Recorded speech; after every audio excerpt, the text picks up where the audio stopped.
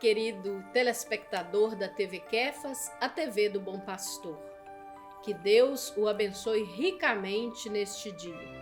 Nos nossos programas desse dia, estamos conversando sobre os doutores e doutoras da igreja, uma lista seleta de 34 cristãos em todo o período da história da igreja, que nos brindaram com as suas obras, pessoas que fizeram uma profunda experiência de fé em Deus e que nos legaram um tesouro que nos ajuda a caminhar no seguimento a Jesus. No nosso programa de hoje vamos falar de um dos primeiros doutores da igreja, o grande Santo Irineu de Lyon. Ireneu ou Irineu de Lyon, ou Lyon, na França, cujo nome significa pacífico, viveu entre os anos 130 e 202 depois de Cristo. Ele foi um bispo grego, teólogo e escritor que nasceu na província romana da Ásia Menor, provavelmente em Esmirna, hoje chamada Izmir, lá na atual Turquia. Nós temos poucas informações sobre a vida de Santo Irineu e muitas coisas são pouco exatas. O que é certo é que ainda muito jovem, Santo Irineu viu e escutou São Policarpo de Esmirna, que viveu entre os anos 69 e 155 e que foi discípulo de São João, o evangelista. Muito culto e letrado em várias línguas, Irineu foi ordenado por São Policarpo, que o enviou para a Gália, a atual França, onde havia uma grande população de fiéis cristãos procedentes do Oriente.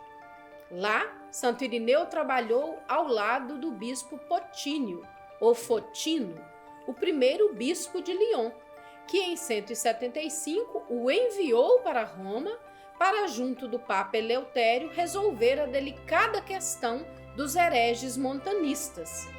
A heresia montanista era um grupo de fanáticos vindo do Oriente, seguidores de um monge chamado Montano, que pregavam o desprezo pelas coisas materiais e anunciavam o breve retorno de Cristo e o juízo final. Durante a perseguição ordenada pelo imperador Marco Aurélio, Santo Irineu era sacerdote na igreja de Lunduno, a atual Lyon, na França.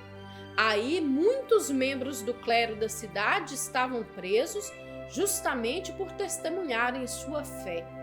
E esse clero enviou uma carta ao Papa Eleutério sobre a heresia montanista, testemunhando os méritos de Santo Irineu no combate a esta heresia.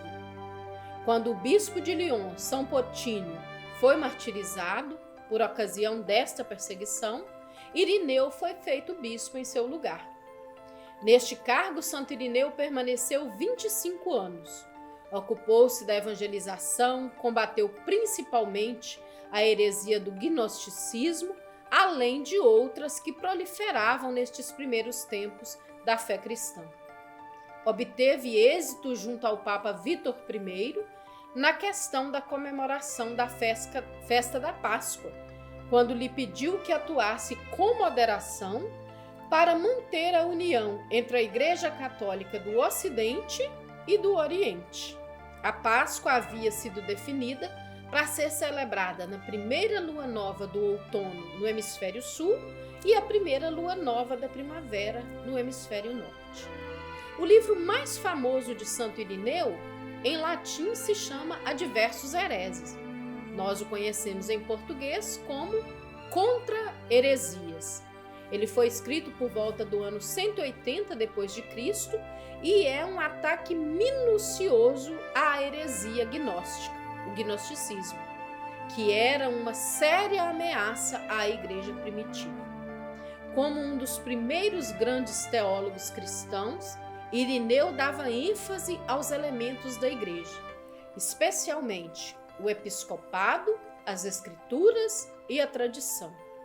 Irineu escreveu que a única forma de os cristãos se manterem unidos era aceitarem humildemente a autoridade doutrinária dos concílios episcopais. Seus escritos, assim como os de São Clemente Romano e de Santo Inácio de Antioquia, são tidos como os primeiros a deixar claro a primazia papal. Santo Irineu foi também a testemunha mais antiga do reconhecimento do caráter canônico dos 4 evangelhos. Santo Irineu pode ser considerado o primeiro grande teólogo da Igreja e ganhou inclusive o apelido de o príncipe dos teólogos cristãos. No centro da sua reflexão está a regra de fé e a sua transmissão, ou seja, a questão da tradição apostólica. Os apóstolos ensinaram uma fé simples, alicerçada na revelação de Deus. Isso defende Santo Irineu.